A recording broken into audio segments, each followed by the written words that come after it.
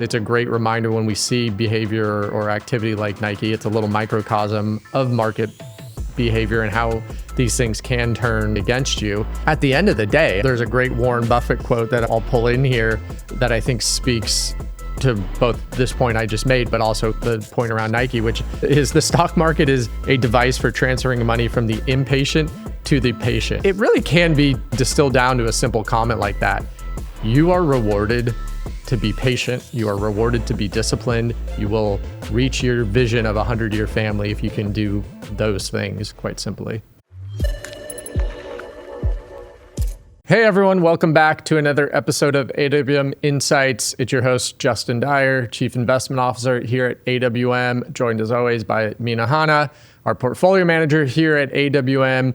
And we're gonna, in a way, continue the conversation from last week around great products not necessarily leading to great investments, or the companies that make great products aren't necessarily great companies to make an investment within. There's some current day examples, current event examples that are kind of in line with that. And we're going to extend that conversation to some good reminders, some lessons learned or lessons reaffirmed around long-term investing for that 100-year family. How do we think about it? And hopefully leave you all today with just great reminders around the idea of good products not necessarily leading to good outcomes from an investment standpoint. And also really, embedded in all of this is chasing the hype and really making sure you understand what's going on kind of underneath the headlines. In this day and age, there's headlines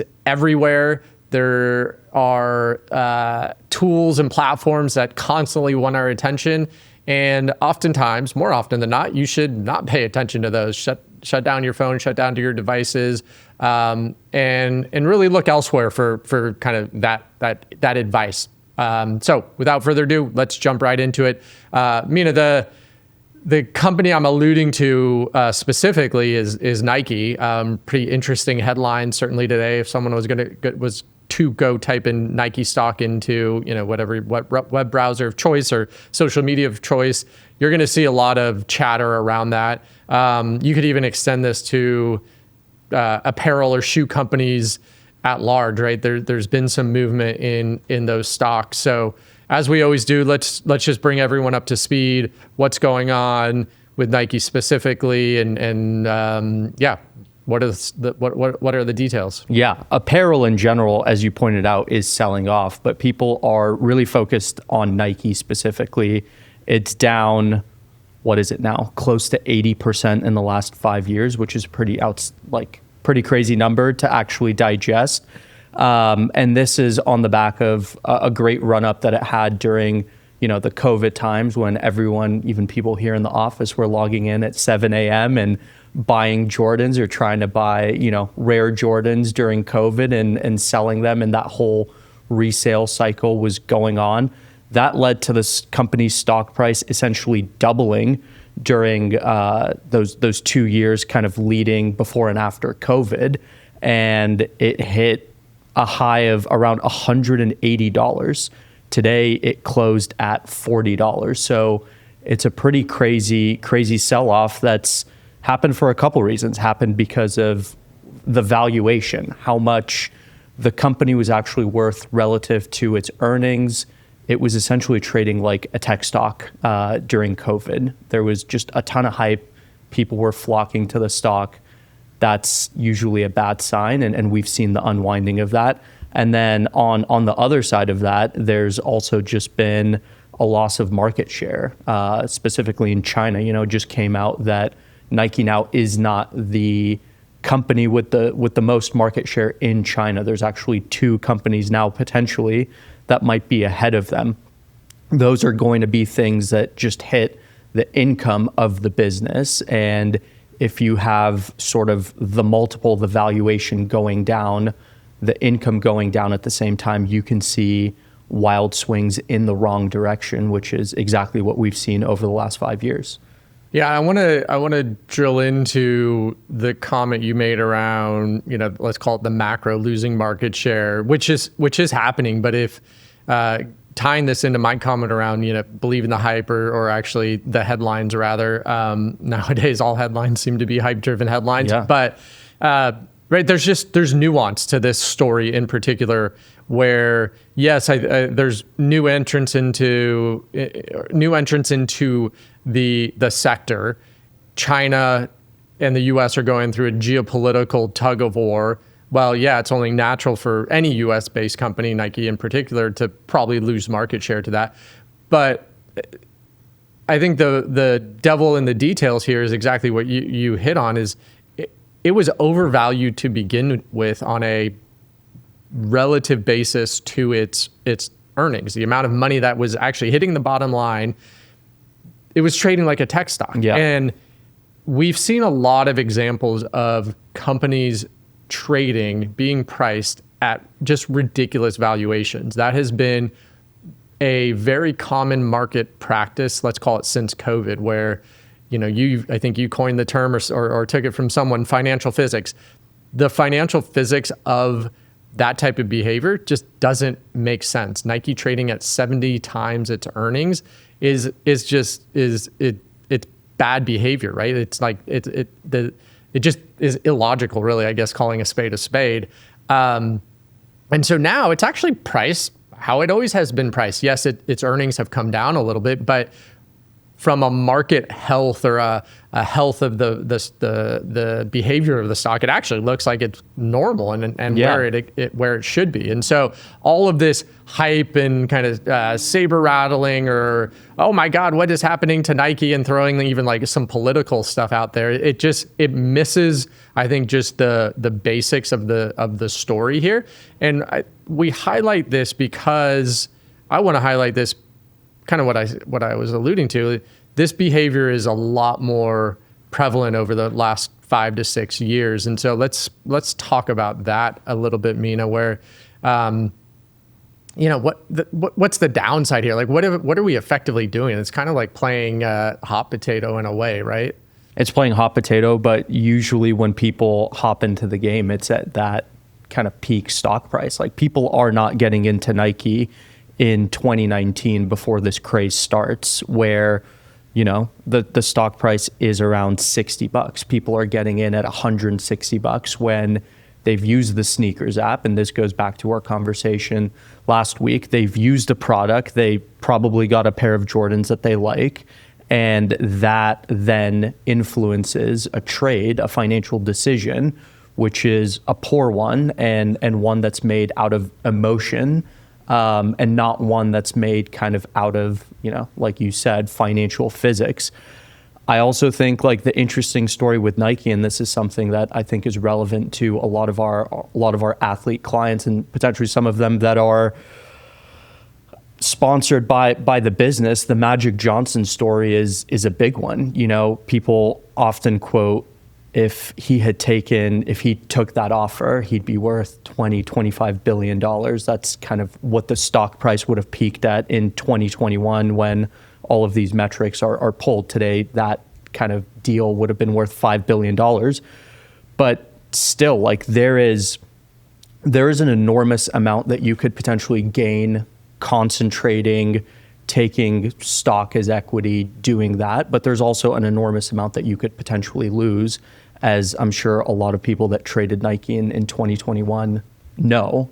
If you actually held, I'm guessing a lot of people just took losses at some point throughout the years and aren't down 80%. But yeah, if you time these things wrong, it's happened to Bitcoin. I know there's been a little resurgence in Bitcoin recently.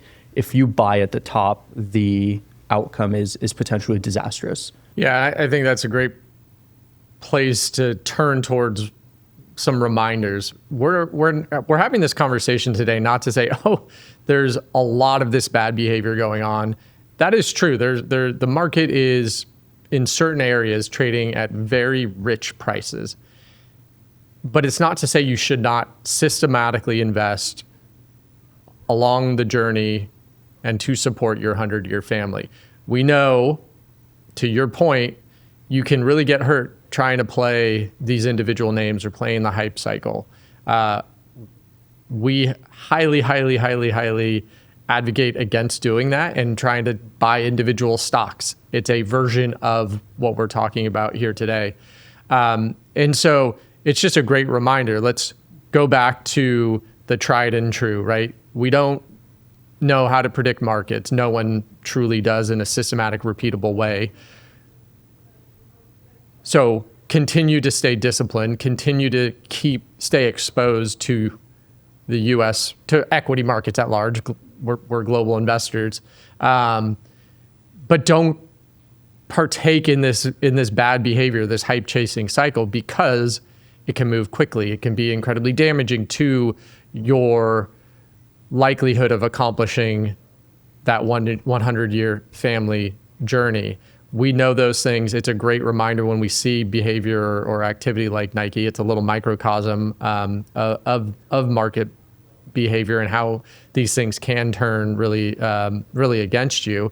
And at the end of the day, I mean, there's a great Warren Buffett quote that I'll pull in here that I think speaks to both this point I just made, but also kind of the point around Nike, which is the stock market is a device for transferring money from the impatient to the patient.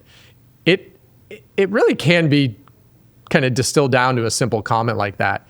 You are rewarded to be patient. You are rewarded to be disciplined. You will reach your vision of a 100-year family if you can do those things, quite simply. Even Nike stock, like I'll take this all the way back. Nike stock, if you only looked at it in 10-year blocks, has actually done phenomenally well. It's up 42,000% since 1983, which is great. I will take that over, that time period.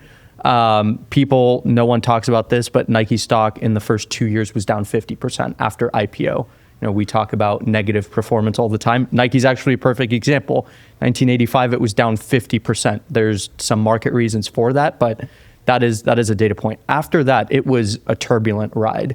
If you looked, there are a lot of, call it peaks and crevices and rallies and sell-offs. If you actually look at the long term, it looks great.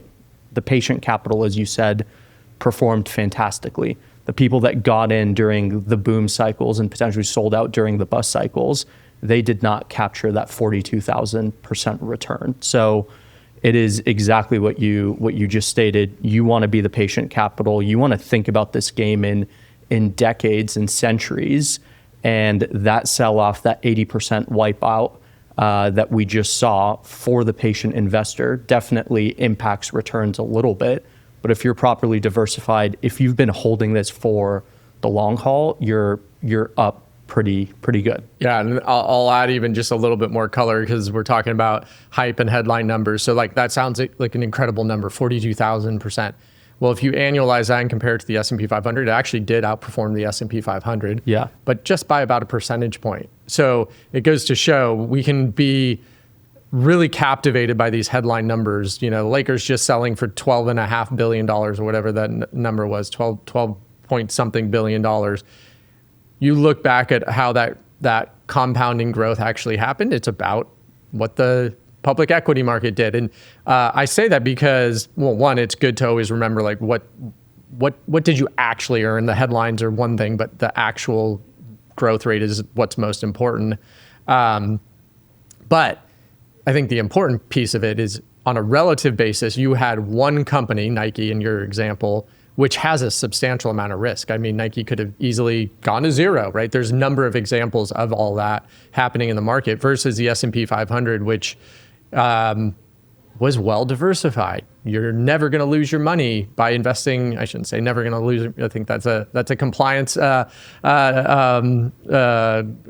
strike, I guess. But you're never going to, lose money, like the one free lunch, being heavily diversified, all that good stuff. And you're earning something that was very comparable with substantially less risk. So that's a great reminder as well. So I think it's a great place to end. There's a lot of little lessons earned within this conversation, like I just said, around digging into the headlines. Nike returning 42,000% over its life, which is 49-ish years or 48 and change years since it's been public. But you convert that to an annual basis, it's It's very close to what the S&P 500 did, although you have a lot of single company risk, and you could really protect yourself by being diversified, like in the S&P 500, or how we subscribe to investing, much more diversified even than that.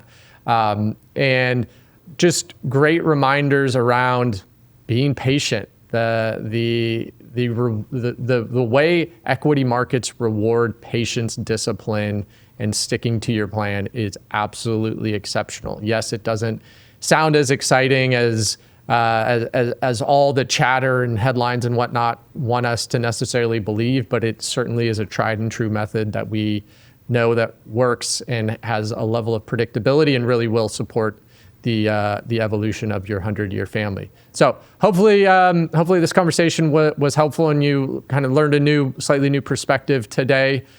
Please shoot us your questions and topics you want us to discuss. 626-862-0355. Awesome. And until next time, own your wealth, make an impact, and always be a pro.